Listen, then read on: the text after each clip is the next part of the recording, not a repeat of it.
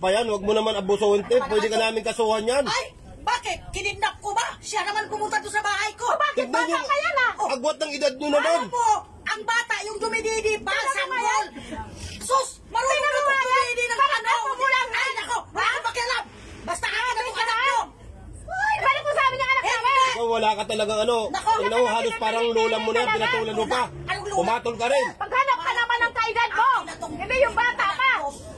Napakawalang iya naman. Ano, sinisira mo yung pag-aaral yan. Hindi ko nga Walang sinira. hiya mo naman, Nag-aaral ate. niya to, ha? Ano nag-aaral? Hoy, umalis kayo dito. Ano pa alam? Nakakasira kayo sa ano namin. Ano sa amin ng anak namin? Dalawa? Ha? Maghanap ka ng kasing edad mo, huwag yung bata pa. Ama, maghanap ka na kasi ng edad mo. Hindi yung umahanap ka ng mga bata. Anak ka na dito, umuwi ka na dito. Tanda mo na eh. Kung pinapatulan mo pa yung mga bata. Hindi. Umuwi ka na dito, anak. Halika na. Tiwala ka na sa Tiwala. kumari mo na yan. Tiwala. Ano ba? Siya Saan pumunta sa bahay, ah? Anong siyang pumunta? Ba't dinala mo dito sa bahay nyo?